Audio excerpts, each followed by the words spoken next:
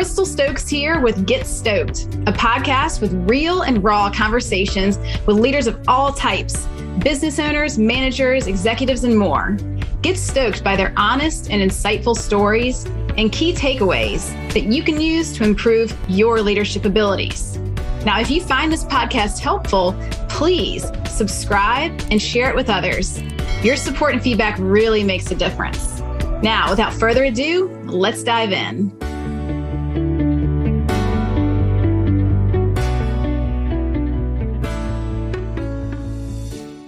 Hey everybody, Crystal Stokes here, and I am so excited to introduce Josh Vaisman. He is the founder of Flourish Veterinary Consulting. He studied positive psychology, and basically he developed a model with these 4 Ps, and he applies it to veterinary professionals to help them flourish. So we're going to be talking about those 4 Ps today. And Josh, how about if you introduce yourself a little more fully? Happy to do so. Thanks, Crystal. Thanks for having me on the show. I'm super excited to chat with you about these things. Josh Vaisman started this consulting firm, Flourish Veterinary Consulting, about 5 years ago. I've been in the veterinary space since the late 90s. I can't believe that I'm old enough to say that I've done vet med for more than half of my life. Like, what in the world is happening there? I sort of filled a whole bunch of different roles, the last chapter of which was hospital owner and practice manager, a couple small animal practices. And I went through a pretty epic bout of kind of depression level burnout.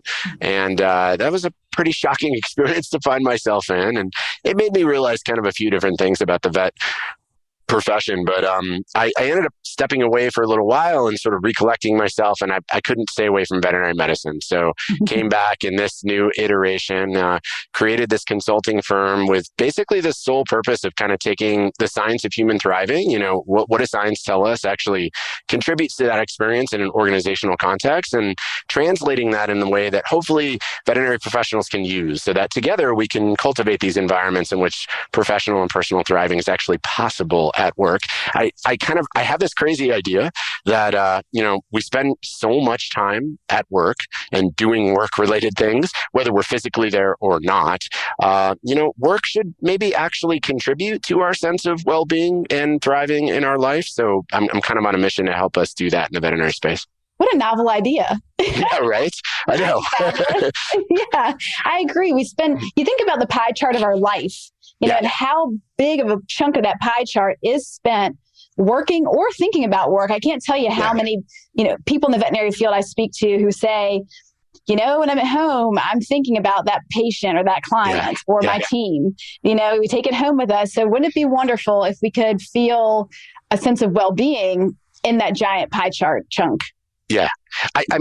I'd really love for us to get sort of beyond it. Listen, I think working in the veterinary space is really hard. It's always been hard. It's always going to be difficult work. It's super challenging. And certainly for some of us, myself included, we go through these experiences where our work can actually deplete us in some way, or maybe even cause a bit of harm. I think unequivocally, work should not cause harm. But I'd really love for us to get sort of beyond this, like, surviving work kind of thing, getting through the work week to get to the weekend kind of mentality. Why can't work actually contribute to all of the joys and fulfillment in life? And I think if any career can do that, veterinary medicine should be able to. And I think that the science can really help us get there. I agree with you. That's why we are here doing this work together, because we've seen it work. And when you have been on the other side of it, both sides. You've had the dark side of feeling burned out and exhausted, and now you know the other side of what it takes to thrive. The great thing about it is it's evidence-based. We have scientific studies and models that we can apply. It's just that some of us have not been introduced to those yet. And that's why people like us exist, to just introduce you to these concepts. And that's what we're going to do today. By the way, I see some little ears peeking up.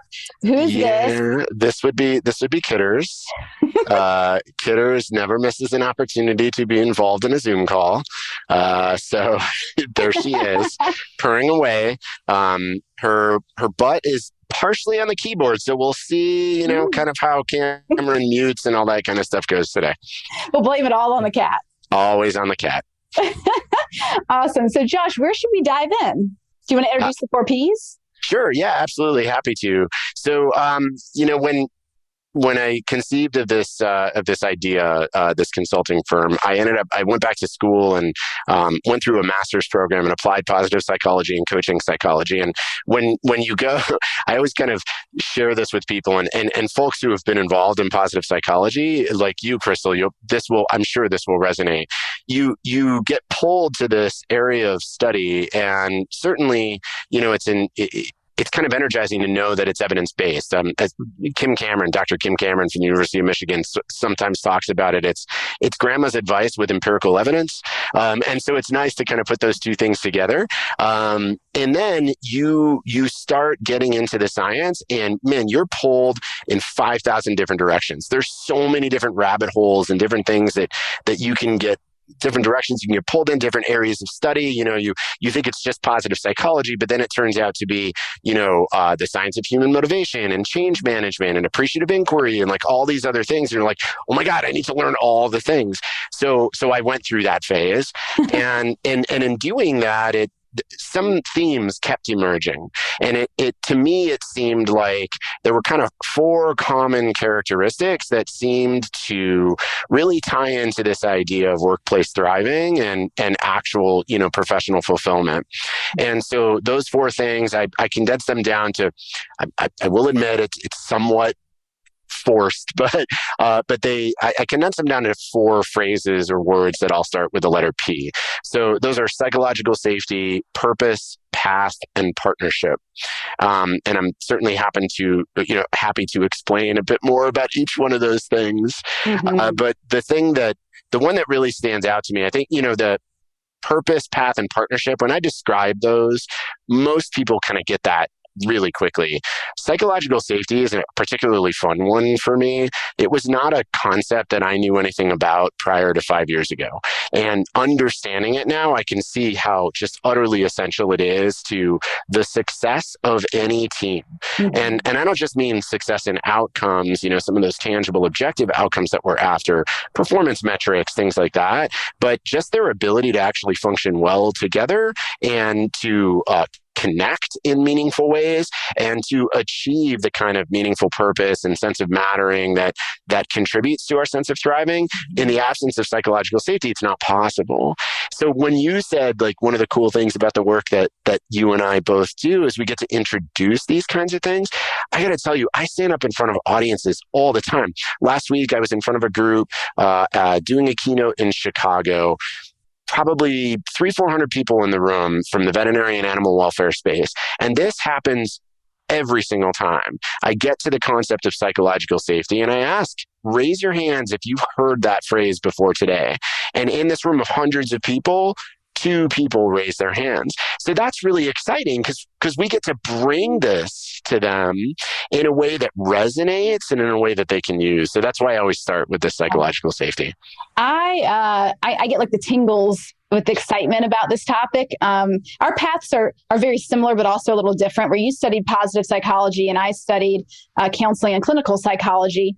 So mine was focused, as psychotherapist and diagnosing and treating mental health issues. And on the positive psychology side, I think it looks at it just from a different lens.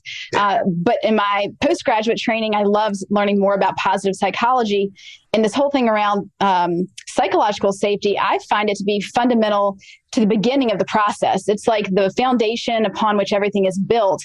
And it's Amy, is it Amy Edmondson? Is that her name? Yes, correct. From Harvard. So she's like the woman who has made this, she just shouts it from the rooftops and she makes it so accessible to everybody. There's a survey that you can take. I was just doing a workshop on this. Was it last week or the week before? I think it was last week with one of the veterinary hospitals that I work with. And it's neat to see the transformation within a 2-hour window of what is psychological safety to the end of the workshop once we've gone through the module and you're like, oh, you see people feeling looser, safer. So why don't you tell us, for those of us who have no idea what the heck this is, that we're just over here getting all googly-eyed about, what is psychological safety and why is it so important? Yeah. So psychological safety, kind of the semi-academic definition of it is psychological safety is a belief within an environment that the team is safe for what we call interpersonal risk-taking. So the way that I, kind of describe it is what other people think of us matters. We, especially in a work environment, Yeah, the cat. She's right up in my grill.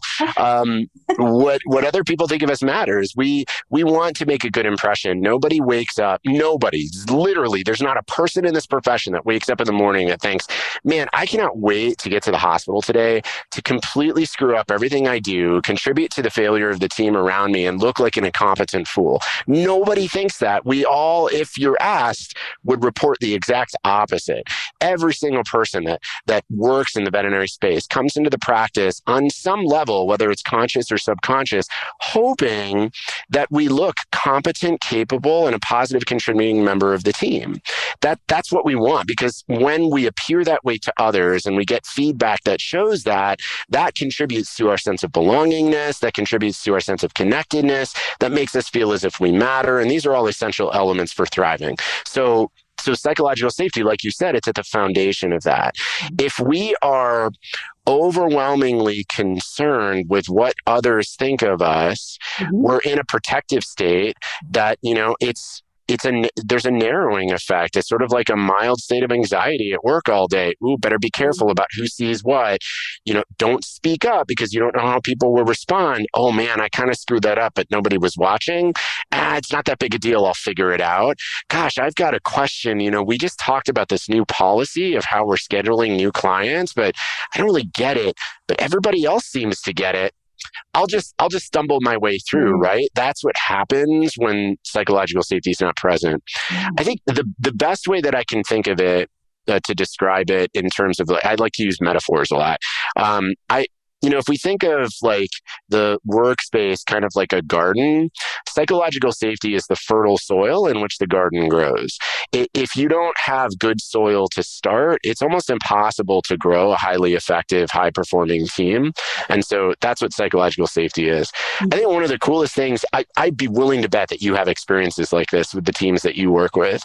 Oftentimes obviously we spend a lot more time than 3 minutes describing the concept, but oftentimes I'll spend time with a team or with an audience or with a group or with somebody in leadership or whatever, and I'll describe some of the science behind this, where it came from, why it, what it drives them, and so forth.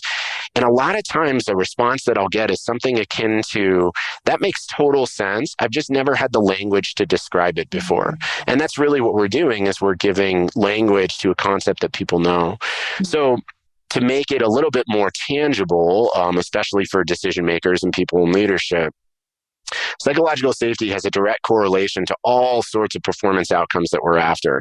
It is a direct influence to things like creativity and innovation. It impacts both team and organizational resiliency. We know that it's tied to things like retention. People stay in environments that are psychologically safe. They leave environments that are not. But there's some real tangible, powerful data behind that. Psychological safety correlates to things like medical errors, which is really important in our profession.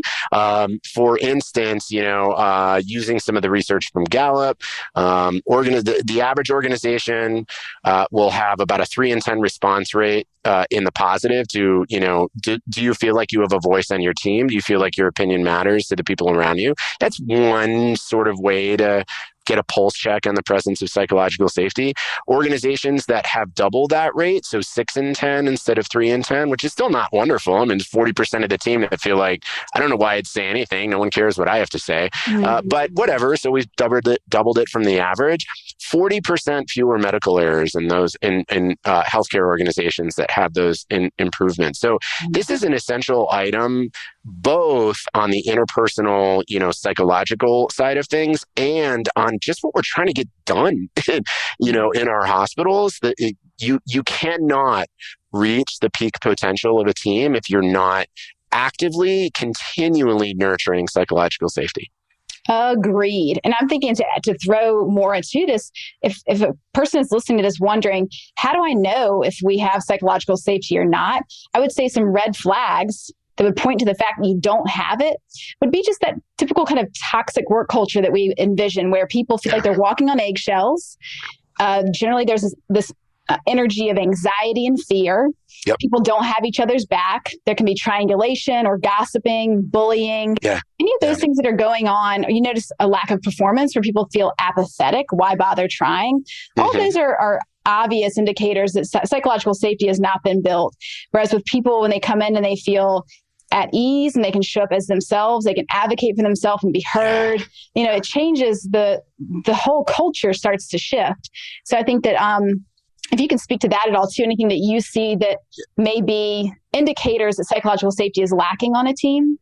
Yeah, Crystal, I think you're spot on. I mean, certainly there are two things that I heard from you, at least, that are very clear indicators to me that there's probably a psychological safety problem. Number one, when you have that truly toxic environment, when you can walk in and you can kind of feel the thickness in the air of that team and how they are not really getting along, that's absolutely an indication that there are conversations that need to happen here that are just not happening productively.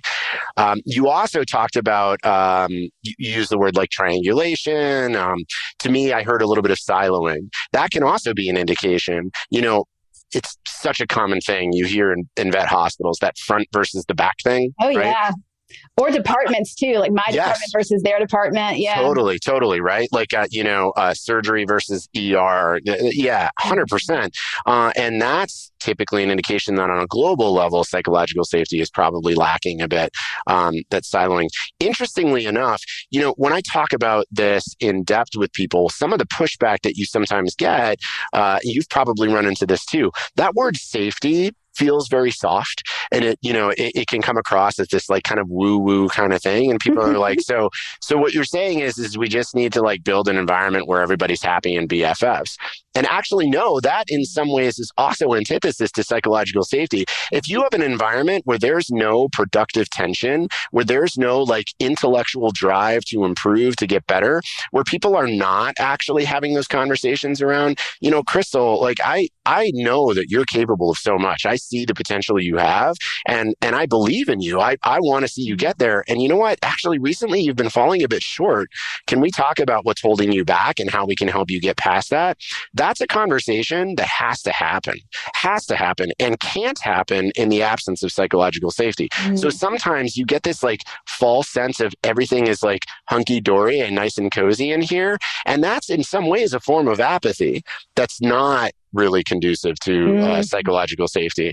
So it's sort of like both ends of the spectrum. There should be some butting of heads, but productive butting of heads. That's all driven to a common purpose of we are here to get something done. We have a higher purpose to our work, and by golly, we're going to get there together, whatever it takes.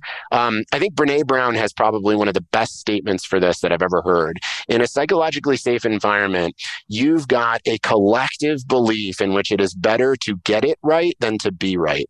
Oh, yeah. And I think that's totally exactly what it is. Nailing it. I love that you're pointing this out, because I remember with Amy Edmondson, something she says when she introduces it is, this is not a license to whine. Like you think, because you're safe, you can just complain all the time and get your way. You won't always get your way. You can bring your concerns up and say, hey, for me in this work environment, XYZ isn't working, or I wanted to suggest something, but your suggestion may not be taken. It's about facilitating that open dialogue and working through things together. Anyway, you can tell we could just do a whole episode on this for sure, but I want to make sure that we have time for the other P's. I think it makes sense that we spent a little bit longer on this one than the others, because this is the foundation upon which these others are built. So how about if we move into, was it purpose next? Yeah, so purpose is the next one. So for me, I think of purpose less on the word itself, purpose, and more about the lived experience thereof. So, purpose is having a life of purpose is critically important. So most of what I talked about in the 4 Ps is really built kind of on the foundation of self-determination theory. And so this in particular is pulling from that middle element of connectedness, having some sense of contribution, that there is a why behind this. I know that I'm doing this for a reason that resonates with me, those kinds of things. That's essential to even have the opportunity to experience vitalized motivation and subjective vitality. So that I think that's a given. And the thing is, the truth is that we know that the work that we do in vet med is incredibly purposeful work, right? That lives up here in our heads. We know that. There's not a person on this planet who would say that veterinary medicine does not have a positive, worthwhile purpose to it. I've got a friend. He's a professor, a fellow at the Colorado State University Center for Purpose and Meaning. His name is Zach Mercurio, Mercurio. Zach is an absolute genius. This is what he does for a living. He researches the experience of purpose, meaningfulness, and mattering, specifically in the workplace. And he sort of talks, the way that he talks about purpose, I sort of understand as like it's a cognitive construct. It's something we know that it's there, but when we think of psychological experiences, we don't really think of our head. We think more of our heart, right? And so that's meaningfulness lives here. It lives in the chest. It lives in the heart. It's that feeling, that centered kind of thing. Meaningfulness is purpose come to life.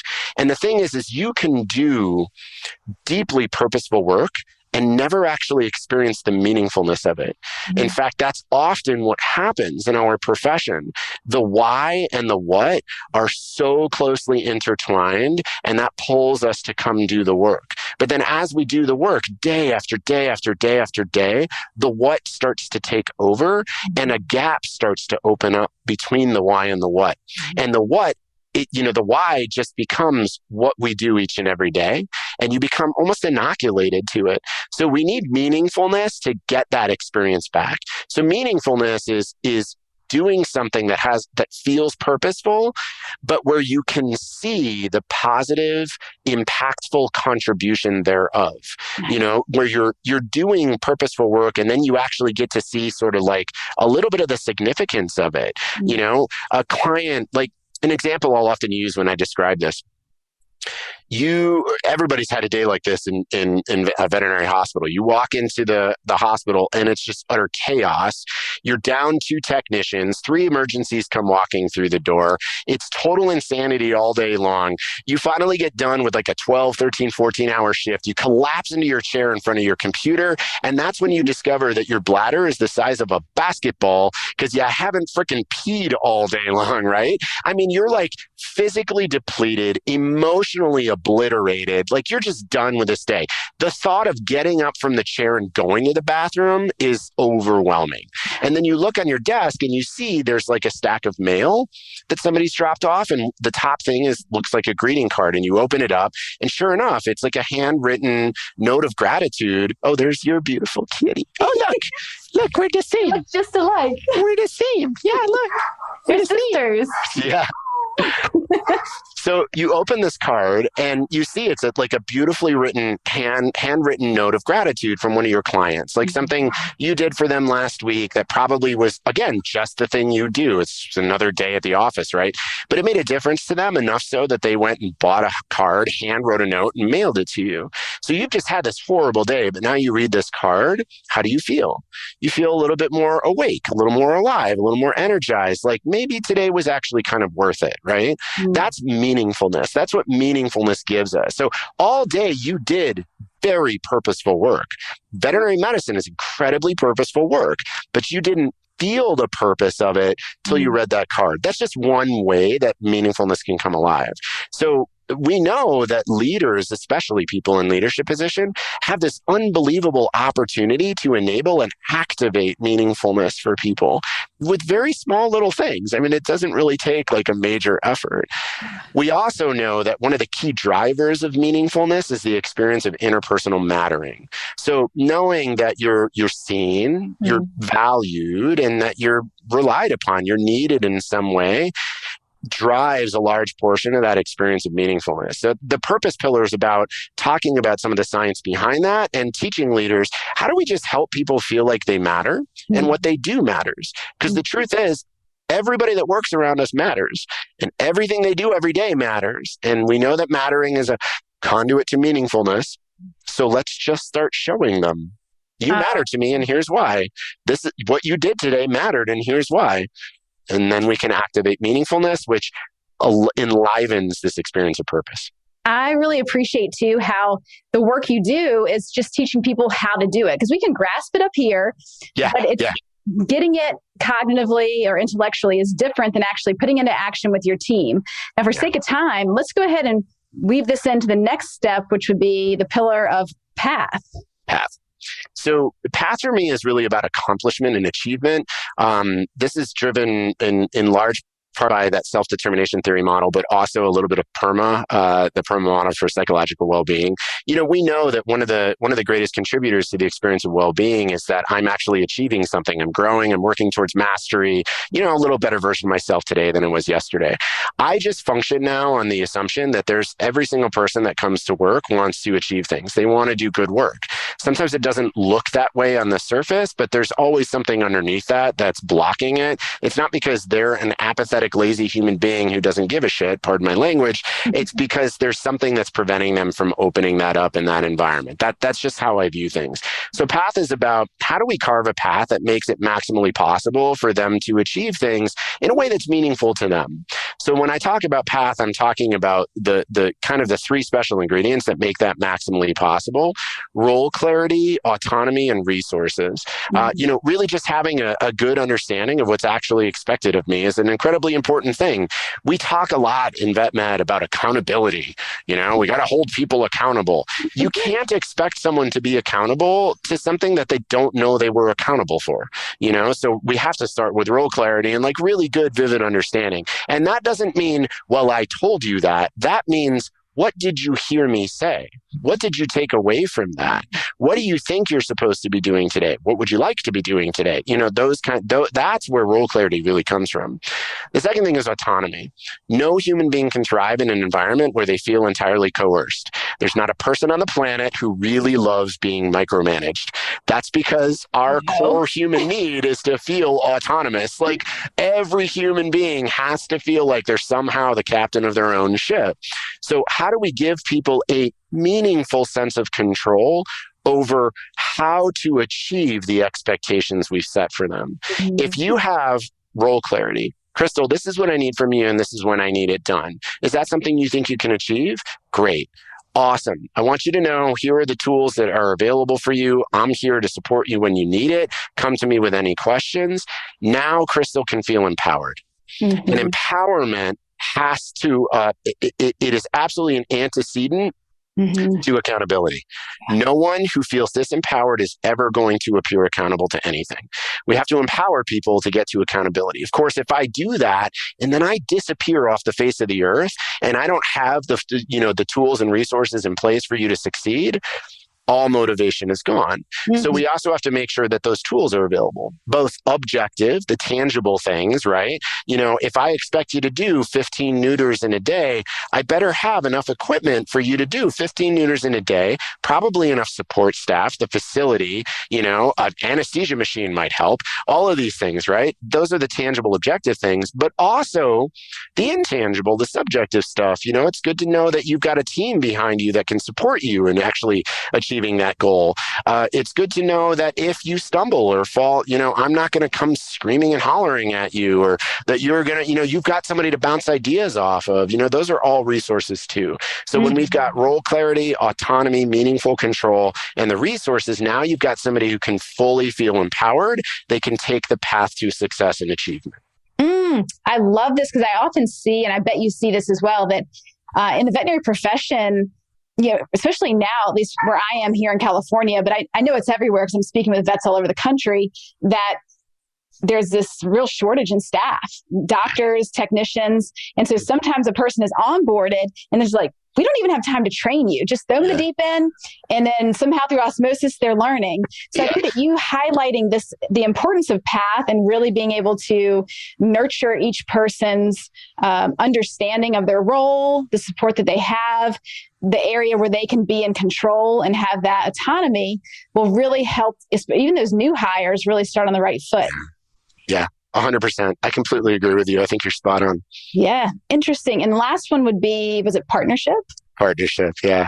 So partnership for me, I describe partnership as the connective tissue of the entire framework. And I really hone in on that idea of connectedness here.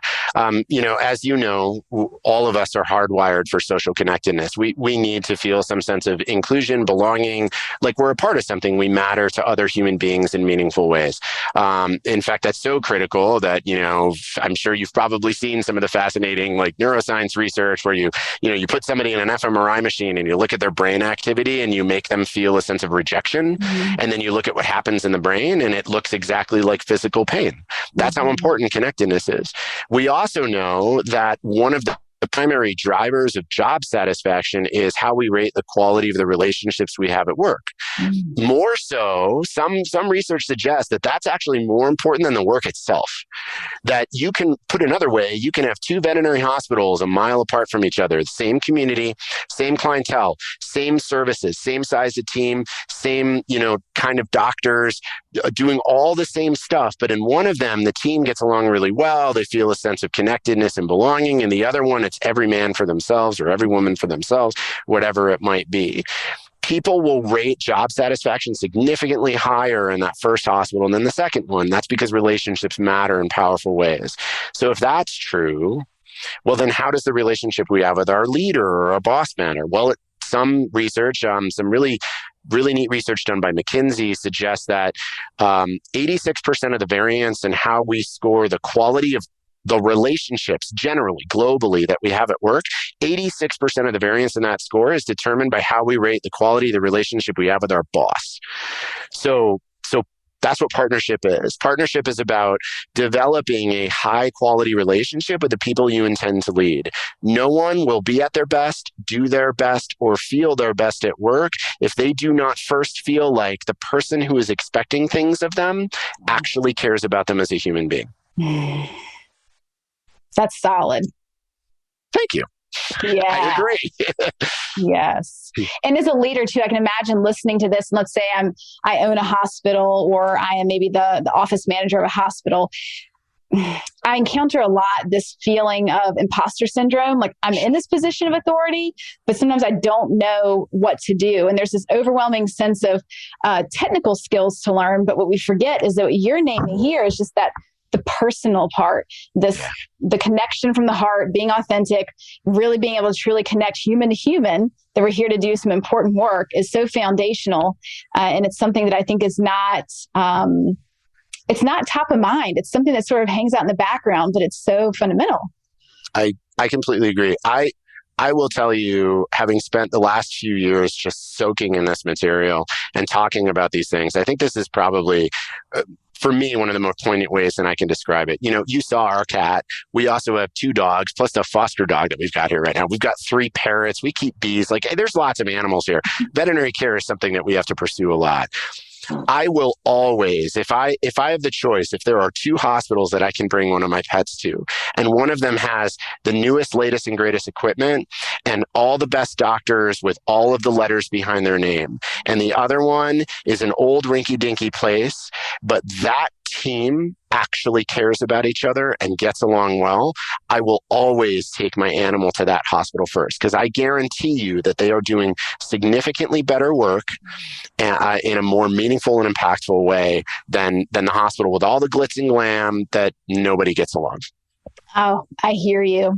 It's so important, that feeling that you get. It sounds woo, but it's a vibe. It's an energy. You can sense it when you walk into a facility. Now, what I want to do to bring this sort of full circle here, I'm thinking about how you developed this from your own evolution. You've been in the dark night. You've experienced with so many people that might be listening to this, feeling on the brink of depression, feeling on the brink of burnout, or fully in it, that overwhelmed sense of, I don't even know how to start. And from that, you took some time, you did some more education, you took a step back, and then you developed this model. And here you are trying to bridge this gap. Say, hey, you don't have to live that way. It can be better. You can be that team we were just describing, where you love coming to work, you have purpose, it means something to you, you enjoy your work family, as I like to call it. That part of your pie chart is just very, very satisfying. With all of that, if you could go back in time and speak to that younger version of you who was in that burnout phase, do you have any advice that you would give him, or anything to help him hold on and get through? Yeah. There's a statement that I sometimes use when I'm feeling a bit trite. I talk about this. I mean, I wrote a book on this just to tell you like how deeply serious I take these things. Next year, AHA Press will be publishing my book on the 4 Ps of positive leadership.